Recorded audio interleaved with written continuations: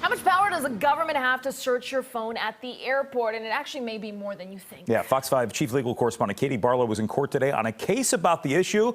So look, Katie, we all have phones. You have one in your hand right now. What's the question? What's the answer here?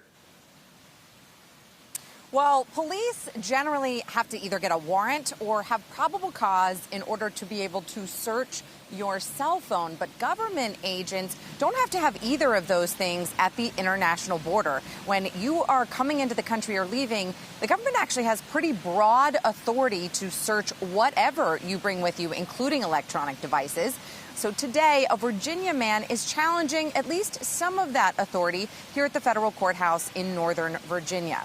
Abdul Qadir Nur is a naturalized U.S. citizen from Somalia. He's suing the government after being placed on a government watch list that subjected him to additional screening at the airport, he says. His lawyers say he got placed on the watch list after the government investigated a caravan of relief goods that were stolen from his company. Nur was cleared of any wrongdoing, but the effects of getting placed on that watch list have long outlasted that investigation.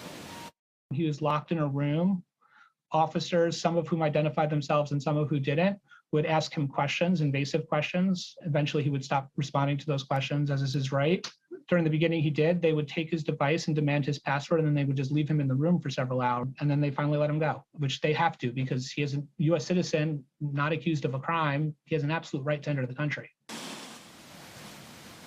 The government disagrees with some characterizations of those seizures, including the length of time that Nur was detained.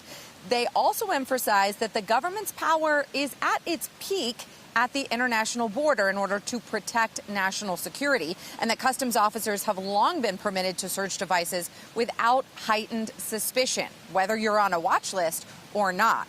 Nur argues that the government violated his right against unreasonable search and seizure. Although details about getting placed on a watch list are kept secret for national security reasons, we know from a leaked Intercept report that you can be placed on the watch list for innocent behavior like being related to someone on the no-fly list. Today, Nur's lawyers said that isn't grounds for agents to go looking through your phone every time you cross the border. So today's hearing is about whether Nur's lawsuit will be allowed to move forward. And at the end of the hearing, the judge said he'll release his decision as soon as he can.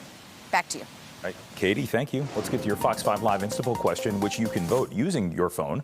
Should the government have unrestricted access to your devices when entering the country? Well, you can vote at fox5dc.com or scan the QR code on the right side of your screen. 96% of you don't think so, which there you go. Continue voting. We'll check the results a little bit later on.